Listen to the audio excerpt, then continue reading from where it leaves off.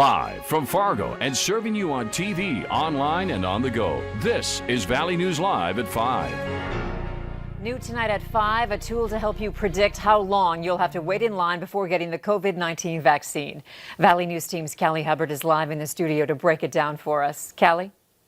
Andrew, with the vaccine expected sometime this month, we're hearing that healthcare workers will be among the first to get the vaccine. But like most of you, I'm curious to know how long the line will be before it's my turn. Ariadne Labs worked with the Sergo Foundation to come up with a vaccine allocation planner. It's being used by state decision makers and public health departments to create COVID-19 vaccine distribution plans. The New York Times has taken that data and made it into an easy-to-use calculator. It's pretty simple. You enter your age and the county where you live, then answer 2 questions about your job and whether you have COVID-related health risks. I sat down with the Sergo Foundation today that says they're helping North Dakota and Minnesota state health officials can use the tool to allocate the scarce amount of doses of the vaccine they have. The tool really gives you the ability to see how many people you will need to vaccinate in each one of the priority groups. And if you want to know where you stand in line to get the vaccine, download our VNL News app and click on this story. And Andrea, for me, it's around 355,200 people. Yeah, Callie, thank you. I checked also, and I think I'm right around there as well. We appreciate the insight. This pattern of nice weather is sure helping us get outside more. Let's find out about this evening. Hutch? Thanks so much, Andrea. Tonight, lovely. We are cooling off, though, quickly with the setting sun already down into the 30s here in the Red River Valley for Grand Forks and for Fargo. Out west, though, holding on to some 40s to near 50 in Bismarck. It's been a cooler day across western Minnesota. Look at that, 20s. That was our high temperatures today. A low bank of clouds and some fog lingered throughout the day there, keeping you cooler. Here's a look at the satellite. The low clouds are out east. We're in a mid or break in the cloud activity here in the Red River Valley, but out to the west, more are heading our way. Take a look at this awesome skyline. This is in the Devil's Lake Basin right now as we enjoy a gorgeous setting sun. 20s by the time we head to bed tonight, Andrea, with increasing clouds in the forecast. We do have some significant changes later on. In fact, winter is going to return. A first alert weather day has been issued by our team. We'll tell you all about that coming up here in just a few moments. All right, thanks, Hutch. Grand Forks police are now identifying a man who was found dead at a hotel this weekend.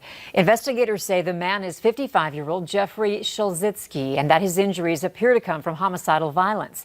They say the incident was not random and there's no danger to the public. If you have any information, call Grand Forks police at the number on your screen. A former personal trainer has been sentenced to a year of probation after pleading guilty to sexually assaulting women under the guise of a research study. David Saylor's sexual assault charges were changed to disorderly conduct. Court documents say it happened while he was working at Edge Fitness in Fargo. The documents state that he told his victims they were taking part in a study, touching himself in front of one client and at one point locking himself in a closet with another and massaging her. NDSU administration had a meeting with members of the local Black Lives Matter group today. This comes after protests on campus both Friday and Saturday in response to a racist Snapchat group involving NDSU students. The group is asking school leaders to take action and change their hate speech policy to include more serious punishment for those who violate it. They also say an offense should appear on the student's record. And the group is asking for more resources like counseling for students of color and more representation of minorities in NDSU leadership. The administration could have decided to take more stern action on these children. They could have suspended them, expelled them, or taken academic probation. Me and some of the other black leaders in the room felt, if perhaps it wasn't an all-white administration or an all-white group of individuals trying to affect change on campus, perhaps something more could have been done, and we would have never had to be in that meeting in the first place. He goes on to say they need more than words, which is all they have at this time, and they need action. Black Lives Matter plans to meet with NDSU administration again later this week, asking for a statement from campus leaders committing to change and taking action toward mitigating hate speech. Fire officials say it could be weeks before we find out what caused a weekend blaze that burned for more than 5 hours. It happened at a former furniture restoration business at 1420 First Avenue North. The Fargo Fire Department upgraded the blaze to a 3-alarm fire, asking for assistance from both West Fargo and Moorhead fire departments. Doctors are still learning about the long-term effects patients can face weeks and months after having the coronavirus. Now, a first-of-its-kind study highlights the neurological problems for many COVID survivors. Laura Podesta has more.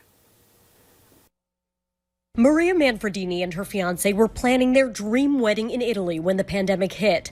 Forced to cancel, they took a quick trip to Arizona in June and came home with COVID-19. No smell, no taste, horrible body aches, and it really attacked my legs. Horrible leg pains. 6 months later, the 35-year-old is still not feeling well. Her worst symptoms, leg pain and brain fog. It's extremely frustrating because everybody, the first thing they tell me is, well, you look great. You can't be sick. At the end of the day, I'm exhausted. I'm in pain. Neurological symptoms can be common with COVID-19. New research from a Northwestern medicine study looked at more than 500 hospitalized patients and found 82% had neurological issues while they were sick. Muscle pain, headache, encephalopathy, which means alteration of mental function, going from mild confusion all the way to coma, dizziness, disorder of smell and taste. Dr. Igor Koralnik oversees the Neuro COVID-19 clinic at Northwestern. Most patients are long haulers like Maria, young, previously healthy, had less severe COVID and still suffering with issues. Lingering and fluctuating over time, sometimes lasting months. The general trend is for people to improve over time. They think I'll fully recover, which is, fantastic. But at the end of my appointment with him, I just broke down again and thanked him. Maria and her husband were married in September. She's trying alternative treatments like vitamin infusions and diet and says some of her symptoms are improving. Laura Podesta, CBS News. The study also found hospitalized patients had more serious neurological problems such as stroke, seizures, and movement disorders, but they were less common. No changes for now for Fargo Public School students. The Instructional Plan Committee says it wants to keep its current learning model for the remainder of the semester. The decision will keep elementary students at in-person learning 4 days a week and middle and high school students in the hybrid model. The committee has a goal of returning to full in-person learning by January 19th. Today marks the 79th anniversary of the attack on Pearl Harbor. On December 7, 1941, President Franklin Delano Roosevelt called it a date which will live in infamy. Hundreds of Japanese bombers attacked the Pearl Harbor Naval Shipyard. 21 ships of the Pacific Fleet were sunk or damaged, including the USS Arizona, which lost more than 1,100 crewmen. More than 2,400 Americans were killed in the attack, and some 1,100 more were wounded. The attack drew the United States into World War II. The most expensive high school basketball jersey ever to be sold at an auction belongs to a man who has no NCAA stats or any minutes logged in the NBA. Barack Obama, the former president's school jersey, broke records on Friday when it sold for $192,000.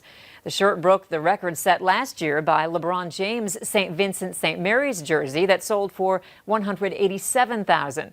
Obama wore the number 23 jersey in the 1978-79 season when he helped his team win a state championship.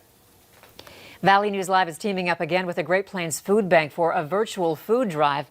It'll help families in need around the area. Every $50 donation provides 150 meals to those who need it most. To find out more, you can download our free VNL News app, look for the virtual food drive, and then click to donate. In France, they're trying anything and everything to keep COVID away. Still to come, the ritual that's giving people hope in this pandemic. We enjoyed a gorgeous sunrise today and beautiful weather to start the work week.